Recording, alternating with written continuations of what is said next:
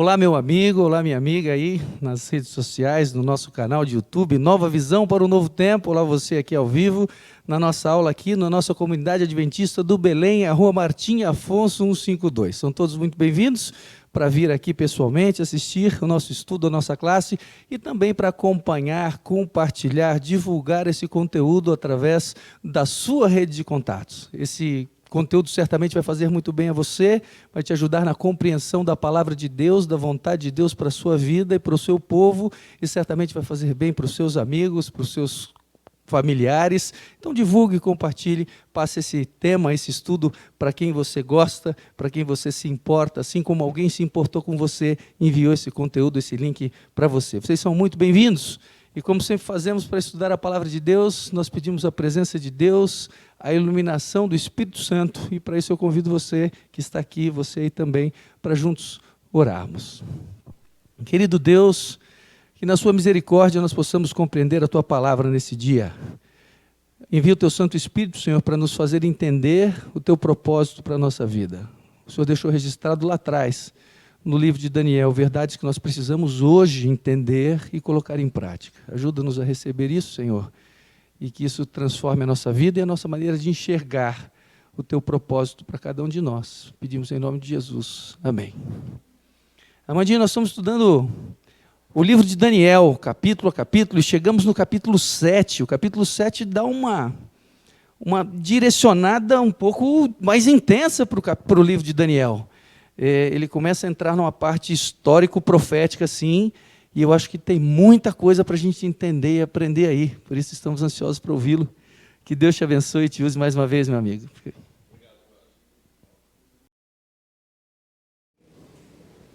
Obrigado, Roger, pelas palavras. Obrigado a vocês que estão aqui e você que está nos assistindo pela internet. Que Deus possa agora estar conosco, porque tem muita informação para dar e a gente tem batido numa tecla aqui nos nossos estudos. Deus é muito inteligente, né? Muito sabido esse Deus. Ele colocou na Bíblia coisas concretas que a gente pode avaliar, analisar, não é? São as profecias. E a profecia está na história, não dá para mudar, não é? Eu acho legal esse negócio, sabe por quê? Tem muita gente que diz assim, eu não acredito na Bíblia porque esses milagres de Jesus aí é tudo história inventada. Tá bom, mas acontece que Deus não está falando para você acreditar na Bíblia por causa dos milagres de Jesus. Deus está falando para você acreditar nos milagres de Jesus, porque na Bíblia tem antecipação da história, que o curso da história mostrou que é verdade. Então, se a profecia é verdadeira, por que o milagre não o seria? Percebe? Então, nós estamos aqui para racionalmente acreditarmos na Bíblia. E hoje nós vamos sair dessa parte histórica, aliás, vamos ainda ficar um pouquinho nela, porque vamos começar a falar de coisas intangíveis, coisas que a gente não consegue medir, mas nós já ganhamos confiança na Bíblia por conta das profecias, ok? Se você não viu todas as profecias, volta lá no nosso canal, tem um monte de palestras lá sobre profecias. O que nós vamos estudar hoje? Do mar revolto, as nuvens do céu, e vai isso nos levar até um drama de opressão política e religiosa, e eu começo com o capítulo 7, verso 1 do livro de Daniel, que diz assim: no primeiro ano de Belsazar, rei da Babilônia, teve Daniel um sonho e visões ante seus olhos, quando estava no seu leito. Escreveu logo o sonho e relatou o resumo de todas as coisas. Falou Daniel e disse: eu estava olhando durante a minha visão da noite, e eis que os 4 ventos do céu agitavam o mar grande. 4 animais grandes, diferentes uns dos outros, subiam do mar. Nós temos também uma mania aqui. A gente não interpreta a Bíblia, tá?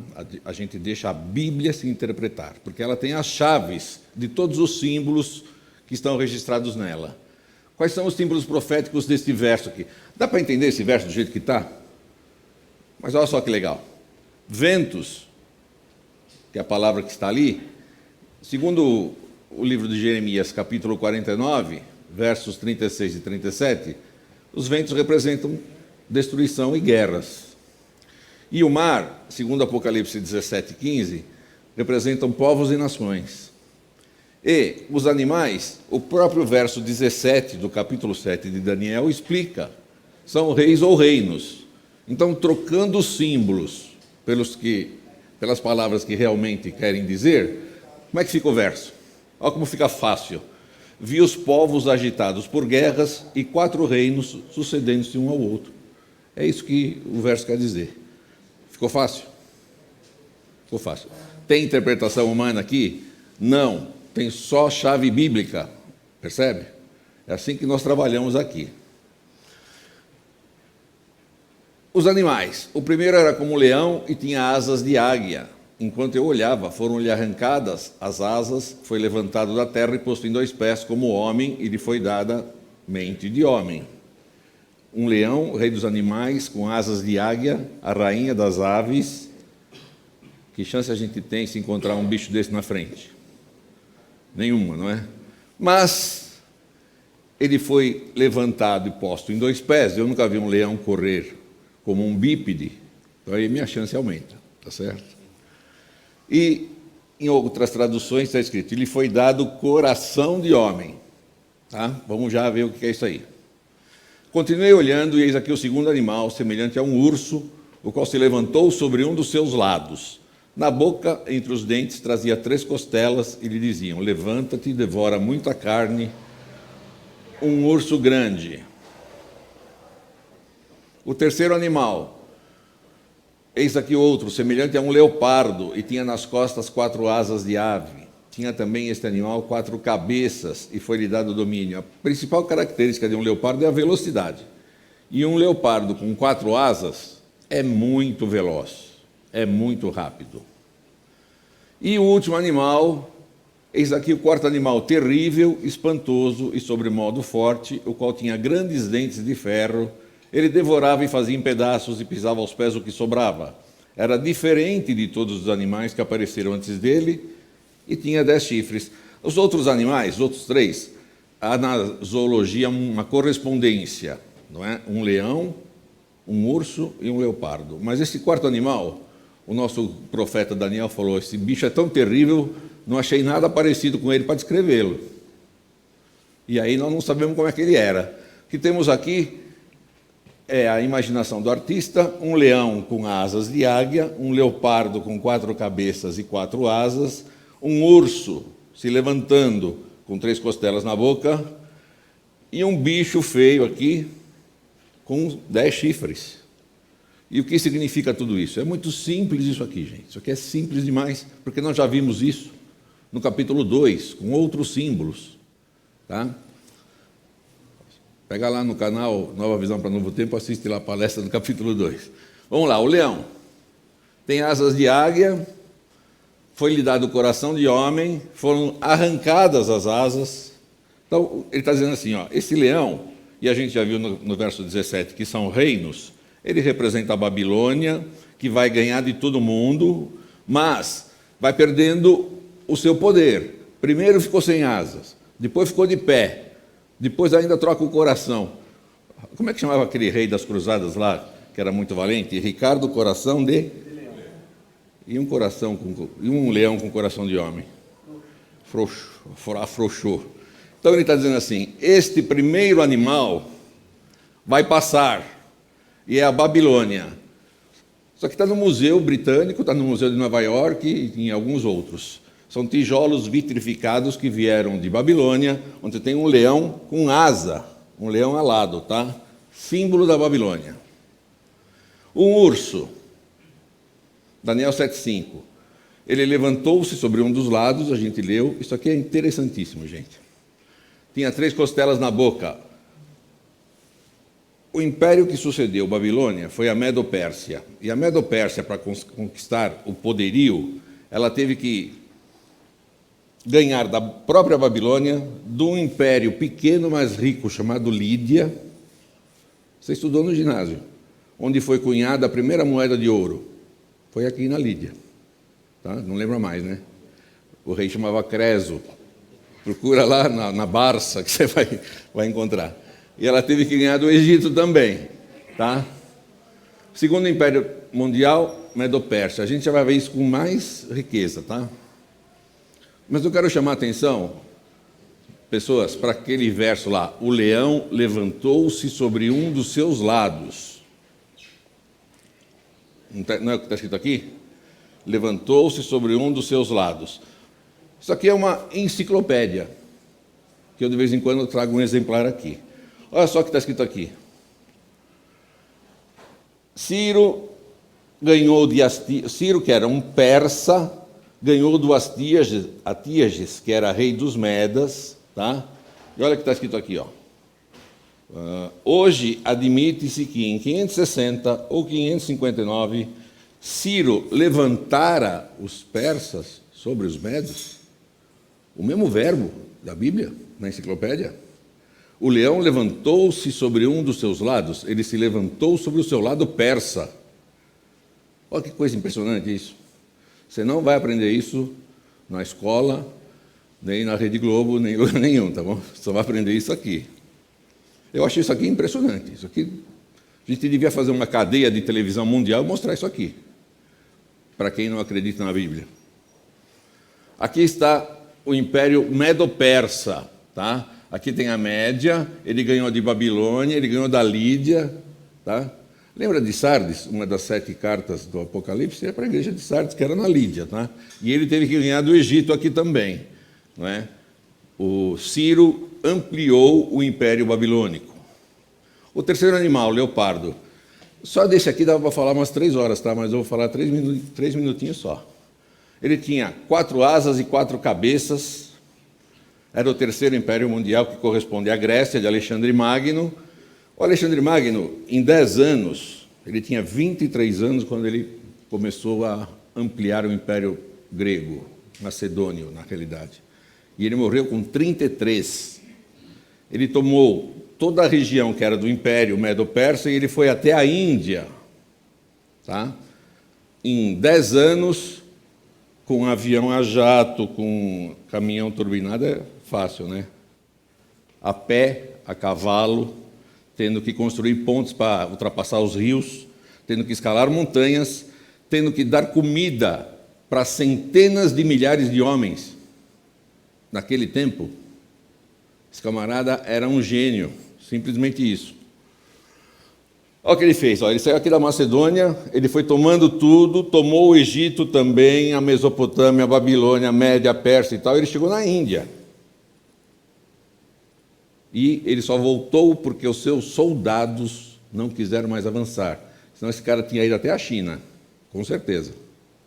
Tá? Não sei se ia ser legal, né? O produto não ia ser chinês, ia ser grego. O império dele cobriu 5.200.000 quilômetros quadrados. É muita coisa para aquela época. Tá? Ele incluiu a logística em seu planejamento estratégico. Ele tinha que saber como que os inimigos trabalhavam, como eram os terrenos, os climas. Ele fez inovações tecnológicas, ele desenvolveu alianças, ele fez um monte de coisa que as empresas de logística hoje fazem. Então, o pessoal que estuda o desenvolvimento da logística começa com Alexandre. Olha que camarada brilhante. Também ele não podia ser menos brilhante. O mestre dele foi simplesmente o Aristóteles, né? Ele foi aluno de Aristóteles. A distância entre a Macedônia e a Índia são 5.807 quilômetros. Calcula-se que seu exército andou mais de 12.000 quilômetros. De carro? Percebe como ele foi veloz, não é? O leopardo é veloz e com 4 asas indica perfeitamente a velocidade das conquistas de Alexandre. Mas por que esse bicho aí tinha 4 cabeças? Porque quando Alexandre Magno morreu, e não se sabe muito bem do que ele morreu, de congestão, envenenado, alguma coisa, ele tinha só 33 anos quando ele morreu, os 4 principais generais dele pensaram assim, olha aqui, nós tivemos fora de casa por 10 anos, fizemos esse império grande, agora o homem morreu, o filho dele é pequeno, o irmão dele é meio retardado, eles simplesmente liquidaram com a família toda e dividiram o império de Alexandre em 4. Então, ao invés de ter uma cabeça pensante que era Alexandre, o império passou a ter 4 cabeças. Tá? E a gente tem isto aqui na enciclopédia, gente. Ó. Ptolomeu foi um deles. Tá? A dinastia dos Ptolomeu foi a mais inteligente e a mais firme das que partilharam o Império de Alexandre. Ptolomeu ficou no Egito, tá? Mas tem aqui, ó, no ano de 302, uma nova liga foi formada entre Seleuco, Cassandro, Lisímaco e Ptolomeu. Então, o Império de Alexandre ficou assim dividido. Cassandro aqui na Macedônia, Lisímaco na Ásia Menor, Seleuco pegou toda a parte da Síria e Mesopotâmia, e o Ptolomeu ficou com o Egito e a Palestina. Depois, esses dois sobreviveram mais tempo. Quando a gente lê na Bíblia, Reino do Norte contra Reino do Sul, são sempre os Seleucidas contra os Ptolomeus. Tá certo? Isso nós vamos aprender no capítulo 11, né? Toma nota aí. Mas não é impressionante estar na Bíblia que o Império de Alexandre ia ser expandido rapidamente e depois seria dividido em 4? É coincidência isso, gente? Fala sério. Bom, aqui esse livro, História dos Hebreus, conta o sonho que Alexandre Magno teve quando ele foi entrar em Jerusalém. Deus deu um sonho para ele e falou assim, ó, você vai entrar na minha cidade, você preserva tudo que tem lá, porque eu estou fazendo você ganhar todas essas batalhas. Esse sonho está relatado nesse livro. Legal, né? Muito bem. Um animal terrível, Daniel 7, ele era espantoso, sobremodo forte, tinha dentes de ferro, 10 chifres, era diferente dos anteriores. E era mesmo porque não existia na zoologia nada parecido. O quarto império mundial foi Roma. Roma tinha uma maneira de agir assim. Ela já chegava quebrando tudo, mas ela preservava o governante do local. Já falei aqui, né? Quando Jesus morreu, tinha um imperador, né? Tinha o imperador em Roma, tinha o rei de Israel e tinha o governador chamado Pôncio Pilatos, que era quem mandava de fato. Mas Roma equivale às pernas de ferro da estátua do capítulo 2, por isso que ela tinha dentes de ferro, tá? Então, o paralelo entre Daniel 2 e 7. Está falando do mesmo período, no capítulo 2 com uma estátua de metais e no capítulo 7 com animais. Percebe que aqui ele só falou assim, ó, vai ter um, depois outro, depois outro, depois outro, depois vai se dividir, depois Jesus vai voltar. Aqui ele falou, vou te dar um zoom de como é que vai ser. Tá? Lá no capítulo 2 eu falei que a Babilônia ela vai perder aos poucos o poder. Depois eu falei da Medo-Pérsia, ela vai se levantar sobre o lado persa. Depois vai ter um Alexandre Magno, que vai ser muito rápido, mas o império dele vai ser dividido em 4. E depois vai vir um animal aqui, muito grande, muito forte, diferente dos primeiros. Então, capítulo 2 e capítulo 7 são iguais, sendo que capítulo 7 vai dando detalhes a mais. Ok? Até aqui está fácil? Moleza, né? Os 10 chifres, comparados com os 10 dedos da estátua do capítulo 2, são as 10 nações que surgiram quando Roma caiu. E agora nós temos um camarada aqui chamado Constantino. Constantino subiu ao trono do Império Romano em 306 da era cristã. Tá? E ele fez algumas coisas legais, esse cara, e outras péssimas. Ele primeiro foi morar em Bizâncio, que é na Turquia atual. Tá? E ele transformou aquela cidade numa nova Roma. E ele, muito modesto, deu para aquela cidade o nome dele, Constantinopla. Tá certo? Então, começam a haver, em Roma, ataques daquelas tribos que queriam ser independentes. Coisa que aconteceu só no ano 476, nós já vamos ver já. Mas já desde o ano 306, já começaram ali umas rusgas para aqueles povos se libertarem. Quando ele levou, então, a administração para Constantinopla, ele enfraqueceu Roma, percebe? Porque agora o governante não está mais em Roma, está em Constantinopla. Aqui tem Roma e aqui você tem Constantinopla, à beira do Mar Negro, uma cidade muito estratégica. Aqui é ponto de passagem para o Médio Oriente, para a Ásia e para a Europa. Por isso que ele foi para lá. Tá certo? Muito bem. O nosso amigo Daniel quis saber que bicho que é esse aí. Nós estamos querendo saber também, né? Que faz tudo isso, bate, quebra, pisa nos pés. Eu quero saber a respeito dos 10 chifres e do outro chifre que subiu, um 11º chifre que subiu, diante do qual caíram 3, isto é, daquele que tinha olhos e uma boca que falava grandes coisas, e cujo parecer era mais robusto do que o dos seus companheiros. Eu olhava, e eis que esse chifre fazia guerra contra quem? Contra os santos, e prevaleceu contra eles. Então vamos lá.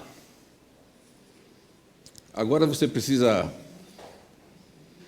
assim, dizer assim para você mesmo: meu coração, eu estou acreditando na Bíblia, porque tudo que a Bíblia falou de história aconteceu.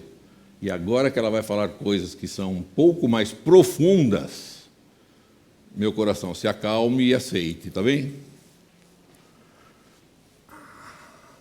Este poder, que vai ser diferente dos primeiros, e vai abater a 3, e vai falar palavras contra o Altíssimo, e destruirá os santos do Altíssimo, e cuidará em mudar os tempos e a lei. De que lei está sendo falada aqui? Para mim é muito simples. Cada império que sucedeu ao outro aboliu a Constituição anterior e pôs em prática as leis dele. Então, para isso estar registrado aqui, não é porque seriam leis humanas. Esse poder aqui, que fala contra Deus e vai atrás do povo de Deus, vai mexer na lei de Deus. É muito simples. Proferirá a palavra, cuidará em mudar os tempos e a lei, e eles, os santos, serão entregues na sua mão por um tempo e tempos e metade de um tempo, mas o juízo será estabelecido, e eles tirarão o seu domínio para o destruir e para o desfazer até o fim. E o reino, e o domínio, e a majestade dos reinos debaixo de todo o céu serão dados ao povo dos santos do Altíssimo. Esses que esse poder está perseguindo, percebeu? No fim, esses serão os vencedores. O seu reino será um reino eterno, e todos os domínios o servirão e lhe obedecerão. Aqui terminou o assunto. Quanto a mim, Daniel, os meus pensamentos muito me perturbaram, e mudou-se em mim o meu semblante, mas guardei o assunto no meu coração. Vamos lá. Esses 10 chifres representam aqueles reinos divididos da Europa, e vai se levantar um entre eles que vai abater 3. Esse camarada aqui é uma efígie de um cara chamado Ário. O que o Ário tem a ver com essa história? Tem muito a ver. O Ário lançou uma novidade lá, no ano 300, mais ou menos, que Jesus nunca tinha sido Deus. Jesus não era Deus, isso era história. Tá? Então, se ele negava a divindade de Jesus, ele também negava a trindade. Tá? E isso daqui foi debatido no concílio em Nicéia, no ano 325, deu uma oforrobodó lá, só que 3 povos abraçaram essa doutrina: os érulos, os vândalos e os ostrogodos. E no ano 476, um desses povos, os érulos, entraram em Roma e acabaram com o reinado do imperador Rômulo Augusto. Tá? Aqui começa o que se chama Idade Média. Queda do Império Romano, início da Idade Média. Foi um daqueles 3 povos que abraçaram a doutrina de Ário. Por isso eles são chamados povos arianos. Arianos não de etnia, arianos de pensamento. Jesus não é Deus. Eu tenho todo um histórico aqui. Quem quiser me pede, eu mando. Tá? Aqui diz que o Odoacro era o rei dos érulos, foi ele que destronou o imperador. Ele fez um império em toda a Itália, parte da Iugoslávia, tá? E essa parte aqui começou a brigar com os outros cristãos, porque os outros cristãos falavam que Jesus é Deus, e eles não. E começa uma briga religiosa aí, tá? Em 493, esses érulos foram derrotados e tiveram que sair de Roma pelos vândalos. Os vândalos tomaram uma parte do sul da Espanha, o norte da África, e eles também eram arianos. Mas eles foram lá bater nos érulos porque o imperador, que estava lá em Constantinopla, pagou para eles. Tá? Tem aqui todo um histórico também, não interessa muito para nós, tá? Acontece que em 534 os vândalos foram derrotados, porque o imperador Justiniano, que agora era ele que estava lá em Constantinopla, chamou um general dele chamado Belisário e falou assim: compra muito exército aí, mercenário, paga bem, vai lá e liberta Roma, porque eu perdi o controle de parte do meu império, percebe? Eu estou aqui em Constantinopla, perdi Roma, ninguém mais me obedece ali naquela região. Então vai lá e dá um pau neles. E ele deu. E ele fez um decreto em 533, dizendo assim: eu perdi o controle administrativo, mas eu quero mandar nas pessoas. Então eu, imperador, faço um decreto. O bispo de Roma é o cabeça de todas as igrejas. Alguém aqui é de origem católica? Você casou na igreja católica? Não. Eu casei na igreja católica. Quando eu fui casar na igreja católica, o padre falou assim: você se batizou na igreja católica? Eu falei: me batizei. Quanto tempo faz? Eu falei: não lembro, eu era neném, né? Era neném. Então você arruma o seu certificado de batismo, senão eu não te caso. O bispo de Roma tem poder? Já tinha desde aquela época, tá? O que o imperador Justiniano fez aqui? Ele falou assim: eu perdi o controle civil, mas eu vou botar um cara lá, que quem não obedecer esse cara não pode nem casar. É simples assim, tá?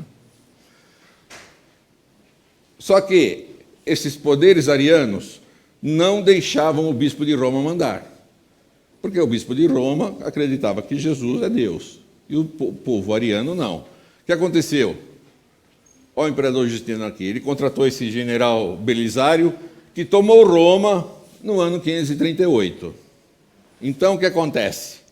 3 poderes arianos destruídos: os Érulos, em 493, os Vândalos, em 534, e os ostrogodos finalmente são derrotados em Roma, em 538. E aquele decreto do imperador, que foi feito em 533, só começa a valer quando aquele povo saiu de Roma. Começa a valer em...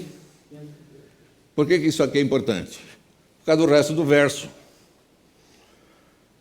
que diz assim, ó: abaterá 3 reis, já foram abatidos, tá? O quarto animal será o quarto rei na terra, Roma. Quanto aos 10 chifres, daquele mesmo reino se levantarão 10 reis, Europa dividida. E depois dele se levantará outro, o qual será diferente do primeiro, e abaterá 3 reis. Um poder político-religioso que surge em Roma e acabou com 3 nações que não acreditavam que Jesus é Deus. Isso aqui não vou falar. Cuidará em mudar os tempos e a lei. Eu tenho que falar, gente. Porque nós estamos chegando num ponto do estudo que é assim. Nós temos falado de história. Depois de Babilônia veio o quê? Depois de Medo-Pérsia veio o quê? Depois de Grécia veio... Vocês estão percebendo que nós estamos aqui falando de coisas terrenas. Estamos falando de poder político. Estamos falando de nação que quer mandar uma na outra. Mas, de repente, Daniel 7 fala assim: esse poder que surgiu profere palavras contra o Altíssimo. Ele muda a direção do ataque. Ele vai atacar o quê? As coisas do céu. As coisas divinas. Por isso que é um poder político e religioso. Ele magoa o povo de Deus e ele muda os tempos e a lei. Um poder político e religioso. Está muito claro isso aqui, não está? Alguém tem dúvida? Esse camarada aqui chama Lúcius Ferraris, e lá na Idade Média ele fez um compêndio de leis canônicas, jurídicas, moral e teológica, chamada Prompta Bibliotheca. Senhor, eu preciso mostrar isso para as pessoas. Está escrito isso aqui na Prompta Bibliotheca. O mestre supremo na igreja é o pontífice romano. Para haver harmonia, requer-se submissão completa e obediência à vontade da igreja e do pontífice romano, como ao próprio Deus. Daniel 7 disse assim: este poder vai ter uma boca que fala com insolência e vai atacar Deus.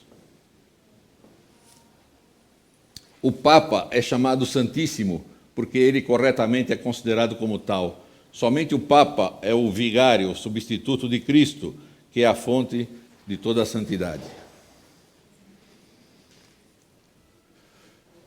O Papa é o supremo juiz da lei na terra e o representante de Cristo, que é não somente um sacerdote para sempre, mas também Rei dos Reis e Senhor dos Senhores, civilidade católica, mencionado no Concílio do Vaticano, e por aí vai. As fontes estão aí. O Papa é de tão grande autoridade e poder que pode modificar, exemplificar ou interpretar mesmo as leis divinas. O Papa é de tão grande dignidade e tão exaltado que não é um mero homem, mas é como se fosse Deus e o vigário de Deus. Essa daqui me dá até uma coisa no estômago, pessoas. O Papa é como se fosse Deus na terra, soberano único dos fiéis de Cristo, chefe de reis, tendo plenitude e poder a quem fora confiado pelo onipotente Deus a direção não somente dos reinos terrestres, como também do celeste. Quer dizer, o Papa manda no céu. Me perdoem, mas eu tenho que mostrar isso.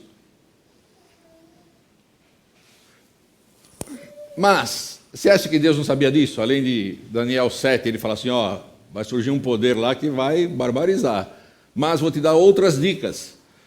Carta de Paulo aos Tessalonicenses, capítulo 2, versos de 1 a 5. Ora, irmãos, rogamo-vos pela vinda de nosso Senhor Jesus Cristo e pela nossa reunião com Ele, que não vos movais facilmente do vosso entendimento, nem vos perturbeis, quer por espírito, quer por palavra, quer por epístola, como se procedesse de nós, como se o dia de Cristo estivesse perto. Ele está dizendo assim, antes de Jesus voltar, vão falar coisas aí, mas você não pensa que está saindo de nós, tá? Ninguém de maneira alguma vos engane, porque não será assim. Jesus não vai voltar, antes que venha a apostasia e se manifeste o homem do pecado, o filho da perdição, o qual se opõe e se levanta contra tudo que se chama Deus ou se adora, de sorte que se assentará como Deus, no templo de Deus, querendo parecer Deus. O Papa é como se fosse Deus na terra. Gente, isso aqui não são palavras minhas, tá? Mas é muito sério ou não é? E ele, mesmo Paulo, falou em Atos, eu sei que depois da minha partida entre vós penetrarão lobos vorazes, que não pouparão o rebanho, e que dentre vós mesmos se levantarão homens, falando coisas pervertidas, para arrastar os discípulos atrás deles. Dentro da igreja. É isso que está falando aqui. Dentro da igreja vai acontecer a apostasia, aquela de Daniel 7. Carta de Paulo a Timóteo. Conjuro-te perante Deus e Cristo Jesus, que há de julgar vivos e mortos, pela sua manifestação e pelo seu reino. Prega a palavra, insta, quer seja oportuno, quer não. Corrige, repreende, exorta com toda a longanimidade e doutrina, pois haverá tempo em que não suportarão a sã doutrina. Pelo contrário, cercar-se-ão de mestres segundo as suas próprias cobiças, como que sentindo coceira nos ouvidos, e se recusarão a dar ouvidos à verdade, entregando-se às fábulas, dentro da igreja. Isso aqui é a carta, uma bula papal de João Paulo II, tá? Porque o bispo de Roma, a cabeça de todas as igrejas, Armandinho, você está inventando coisas. Isso lá e foi lá no ano 533. Foi aquele imperador maluco lá que fez isso. Mas olha só, essa carta é de 1995. Com o poder e a autoridade sem os quais tal função seria ilusória, o bispo de Roma, isso foi escrito por João Paulo II, o bispo de Roma deve assegurar a comunhão de todas as igrejas. Como é que era o decreto Justiniano? O bispo de Roma é o cabeça de todas as igrejas. Por esse título, ele é o primeiro entre os servidores da unidade. Tal primado é exercido a vários níveis, que concernem a vigilância sobre a transmissão da palavra, quer dizer, a palavra de Deus transmitida do jeito que o Papa quer. A celebração sacramental e litúrgica, a missão, a disciplina e a vida cristã. Compete ao sucessor de Pedro recordar as exigências do bem comum da igreja, se alguém for tentado a esquecê-lo em função dos próprios interesses. Tem o dever de advertir, premunir e às vezes declarar inconciliável com a unidade da fé esta ou aquela opinião que se difunde. quando as circunstâncias o exigirem, fala em nome de todos os pastores em comunhão com ele. Ele é o cabeça de todas as igrejas. Pode ainda, em condições bem precisas, esclarecidas pelo Concílio Vaticano I, declarar ex cátedra, que uma doutrina pertence ao depósito da fé. Quer dizer, ele pode inventar uma doutrina. Ao prestar esse testemunho à verdade, ele serve à unidade, desde que ele seja... Em outra página, a comunhão de todas as igrejas particulares com a Igreja de Roma, condição necessária para a unidade. Isso aqui é o capítulo daquilo lá, não fui eu que escrevi isso aqui, não. Tá? A comunhão de todas as igrejas particulares com a Igreja de Roma é uma condição necessária para a unidade. A Igreja Católica, tanto na sua praxis como nos textos oficiais, sustenta que a comunhão das igrejas particulares com a Igreja de Roma e de seus bispos com o Bispo de Roma é um requisito essencial no desígnio de Deus para a comunhão plena e visível. Já ouviu falar de ecumenismo? O ecumenismo é isso. Todo mundo junto, desde que o Bispo de Roma seja o cabeça.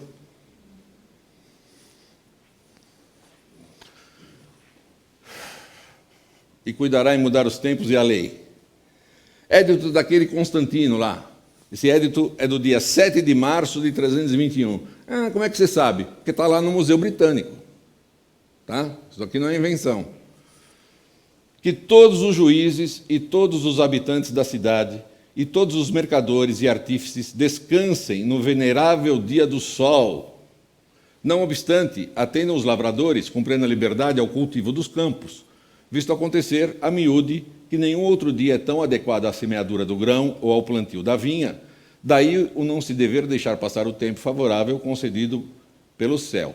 É o seguinte, todo mundo para no venerável dia do sol. Como é que se fala domingo em inglês? Sunday quer dizer o quê? Tá. Em alemão também, tá? Sonntag. É para parar no domingo. Só aqueles que têm que semear, se for favorável o tempo, o clima, a chuva, pode fazer isso. Mas o resto para no domingo.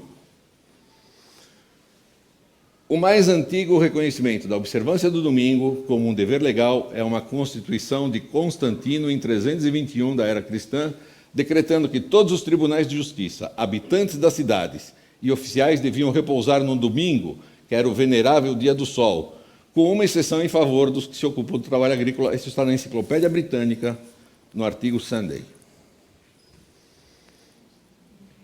Constantino o Grande baixou uma lei para todo o império em 321, para que o domingo fosse guardado como dia de repouso em todas as cidades e vilas, mas permitia que o povo do campo seguisse seu trabalho. Isso está na Enciclopédia Americana.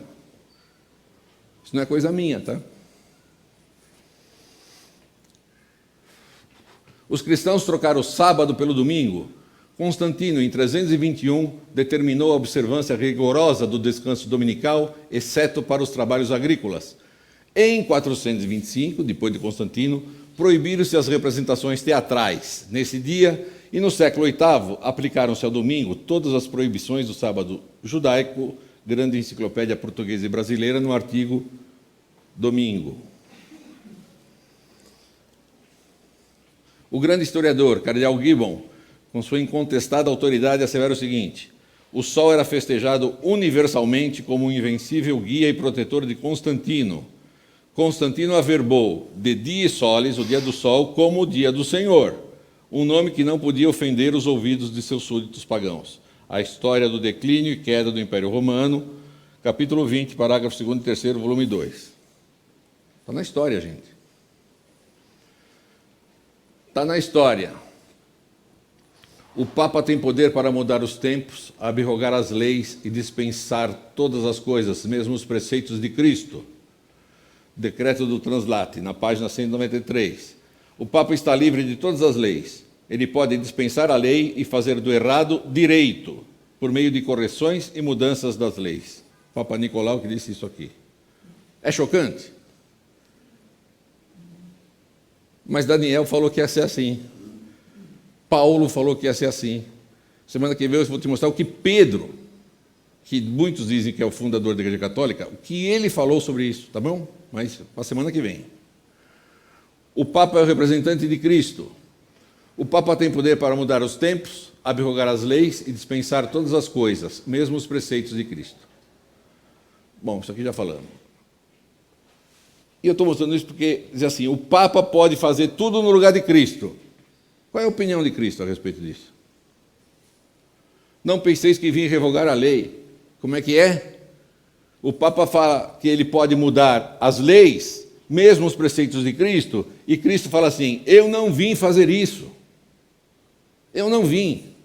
Não vim para revogar, vim para cumprir. E olha só o que mais ele fala. Porque em verdade vos digo, até que o céu e a terra passem, nenhum i ou tio jamais passará da lei. O céu passou. Então a lei está em vigor. Até que tudo se cumpra. Agora olha só o que ele fala aqui. Aquele, pois, que violar um desses mandamentos, posto que dos menores, e assim ensinar aos homens, será considerado mínimo no reino dos céus. Então o Papa diz que ele pode fazer tudo em lugar de Cristo, e Cristo está dizendo assim, quem mexer na minha lei vai se ver comigo. É simples assim. A lei de Deus. A lei modificada. Quais são as modificações? Vou mostrar aqui, mais aqui. Não tem na lei modificada o artigo 2 da lei de Deus. Não farás para ti imagens de escultura. Isso não tem. Então você entra numa igreja católica, o que mais tem é imagem de escultura. Como eles tiraram 1, ficaram só 9. Aí eles pegaram o 10º e dividiram em 2, para voltar até 10. Tá?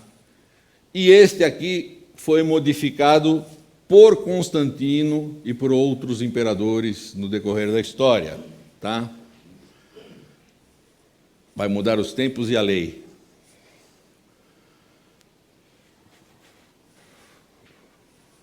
Em resposta à pergunta, haverá um outro meio de provar que a igreja tem poder para instituir dia de festa? Stephen Keenan, que era um católico do século XIX, respondeu, se ela não tivesse tal poder, não teria feito aquilo com que todas as igrejas modernas estão de acordo com ela. Isto é, ela não teria substituído a observância do domingo, o sétimo dia, pela observância do sábado, o sétimo dia, pela observância do domingo. Uma mudança para a qual não existe autoridade bíblica. Isso está no catecismo católico. Está dizendo, sabe por que a lei mudou? Porque a igreja tem poder para mudar e ponto final. E diz mais, todas as igrejas evangélicas que seguem isto estão se submetendo à vontade da igreja católica. Lamento. Podeis ler a Bíblia do Gênesis ao Apocalipse, não encontrareis uma única linha que autorize a observância do domingo. As Sagradas Escrituras obrigam a observância do sábado, um dia que ninguém santifica, cardeal James Gibbons, a fé de nossos pais. Foi a Igreja Católica que, pela autoridade que lhe foi conferida por Jesus Cristo, aonde? Transferiu este repouso para o domingo, em memória da ressurreição de nosso Senhor. Eles tinham que ter uma desculpa, né?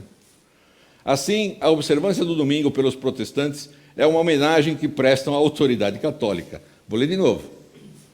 A observância do domingo pelos protestantes é uma homenagem que prestam à Igreja Católica. E vou dizer outra. Eles citam aqui a ressurreição de Cristo como justificativa para o domingo, mas esquecem que Jesus falou lá atrás, eu não vim mudar nada. Então não me usem para dizer que eu mudei. É simples assim. O que dizem as igrejas protestantes? Dr. Edward Hiscock, autor do Manual Batista, perante um grupo de pastores, ele fez esse discurso em novembro de 1893. Havia e há um mandamento que manda santificar o sábado, mas esse sábado não era o domingo. Dirão que o sábado foi transferido para o domingo. Estudei esse assunto por anos e pergunto, onde é possível encontrar o registro de tal mudança? Não no Novo Testamento, absolutamente não. Sei que o domingo entrou em uso como dia religioso na primitiva história cristã. Que pena, porém, que ele nos venha assinalado com a marca do paganismo e batizado com o nome do Deus do Sol, em seguida adotado e sancionado pela apostasia papal e legado ao protestantismo como uma doação sagrada. Não precisa explicar, hein? Os presbiterianos, isso aqui são os batistas que pensam assim, os presbiterianos. O sábado cristão, que é o domingo, não se encontra na Escritura e não era pela igreja primitiva chamado de sábado. Tratado de Teologia de Dwight, na página 401 do volume 4.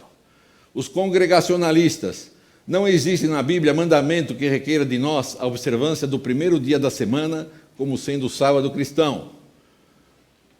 Mode and Subjects of Baptism, do Fowler.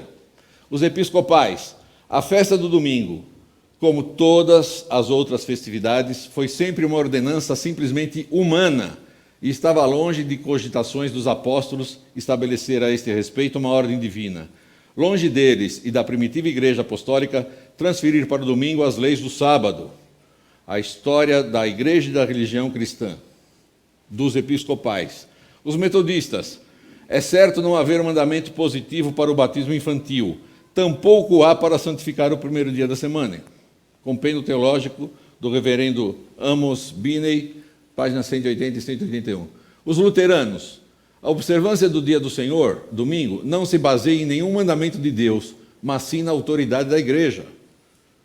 Então nós temos o catolicismo dizendo que mudou porque pode, e todas as outras grandes religiões tradicionais dizendo que não encontra na Bíblia motivo para guardar o domingo, mas guardam. E todas as outras que vieram depois, tudo isso tem por aí, tá? As pentecostais, universal, qualquer uma delas. Você passa em cada bairro, tem umas 3 ou 4 portinhas lá com o nome de igreja.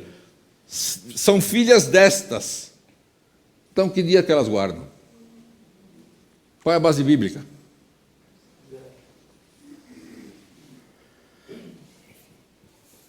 Eu tenho um grande amigo que há uns 20 anos atrás, a gente estava conversando sobre esse assunto, e ele me falou uma frase bíblica, e eu nem respondi para ele porque eu fiquei tão triste. Ele falou assim para mim: importa mais obedecer a Deus do que aos homens. Falando do domingo. Quem é que fez o sábado? Êxodo 31, 18. Deus escreveu com o seu próprio dedo. Quem é que fez o domingo? Constantino. Então, importa obedecer mais a Deus do que aos homens? O que nós estamos obedecendo?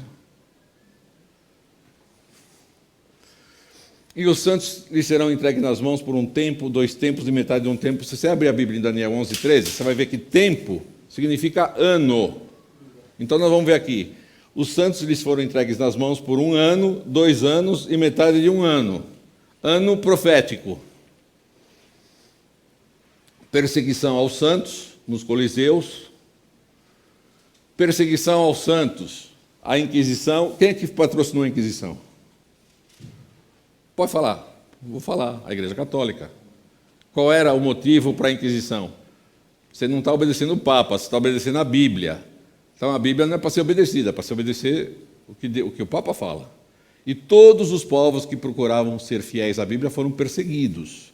E se você olhar, a Idade Média é uma barbaridade tremenda. Tá?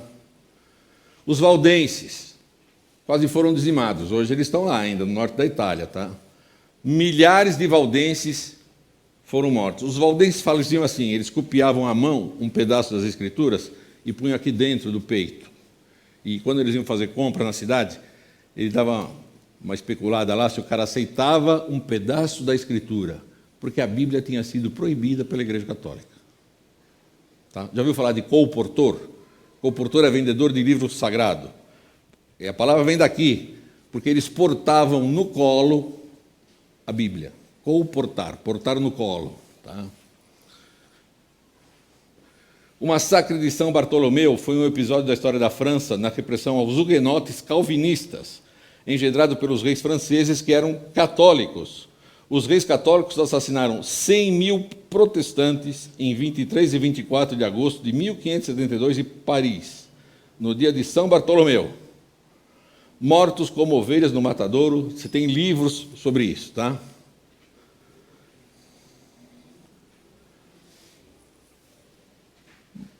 Para mostrar que é verdade isso que eu estou falando, o Papa João Paulo II pediu desculpas. Ele não pediria desculpas se isso que eu estou falando aqui fosse falso. O Papa João Paulo II pediu desculpas aos judeus, a Galileu, às mulheres, às vítimas da Inquisição, aos muçulmanos mortos pelas cruzadas e quase todos os que sofreram nas mãos da Igreja Católica ao longo dos anos. ele fez oficialmente desculpas públicas para mais de 100 destes delitos. O Papa pediu desculpas, inclusive pelo papel da Igreja Católica em muitos eventos históricos, como o processo legal sobre o cientista e filósofo italiano Galileu, que era católico, né? Mas o que Galileu falou de errado? Ele falou que não era a Terra o centro do universo, era o Sol, o centro do nosso sistema solar, era o Sol, que a Terra girava em torno do Sol. E o Papa ficou muito bravo, o Papa falou assim, eu sou Deus, eu estou aqui, tudo gira em torno de mim.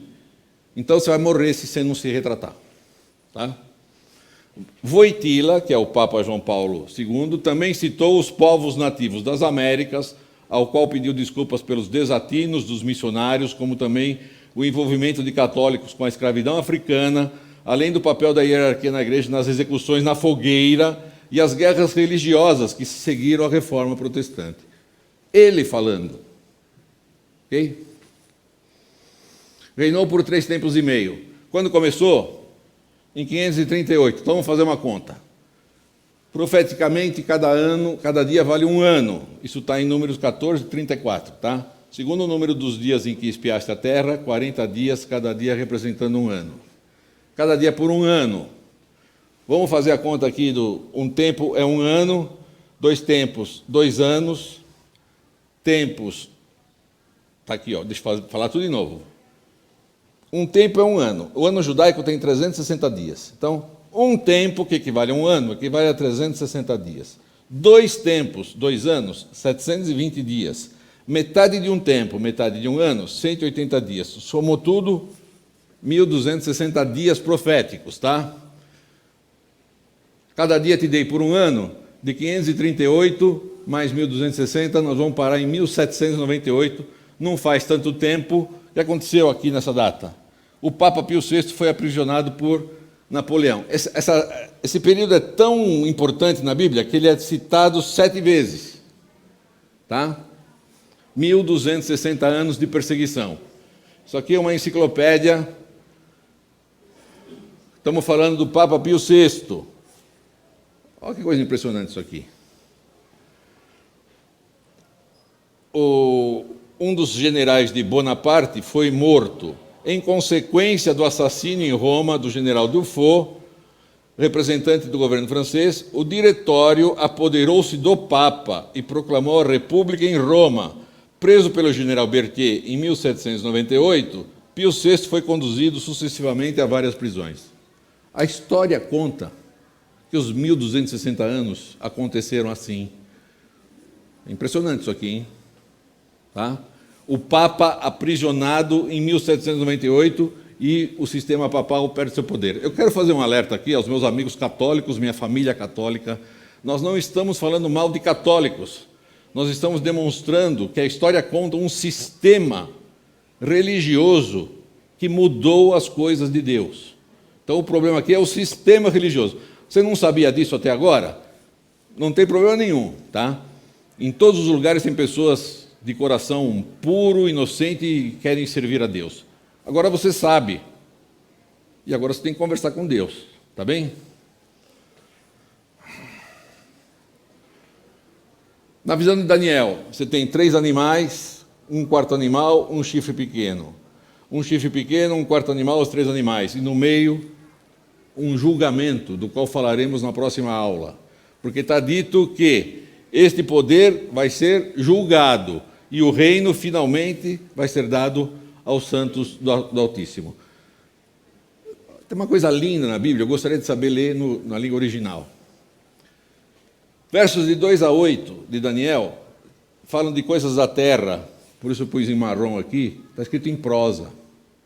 Os versos de 9 e 10 falam de coisas do céu, é uma poesia. Os versos de 11 e 12 falam de coisas da terra, está escrito em prosa. Os versos 13 e 14 falam de coisas do céu, está escrito em poesia. Os versos 15 a 22 falam de coisas da terra, escrito em prosa.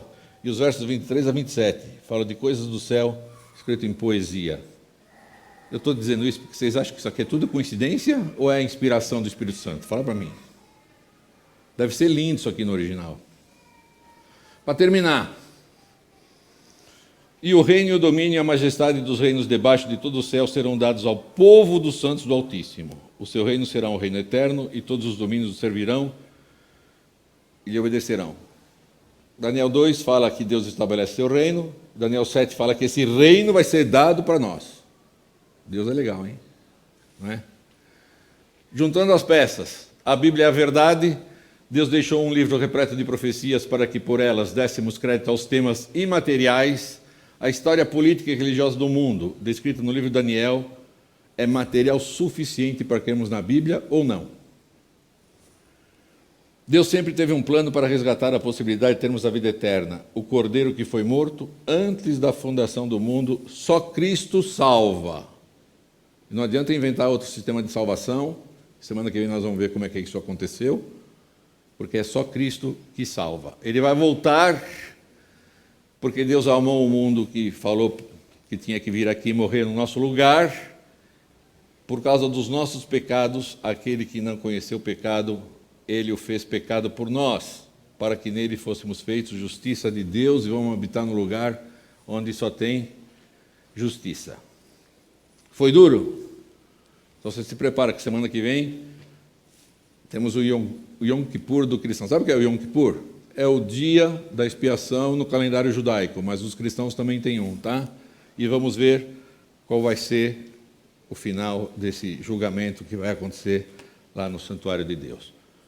Obrigado, assistam isso de novo, comparem com tudo que eu falei, com as histórias, com a história, com as enciclopédias.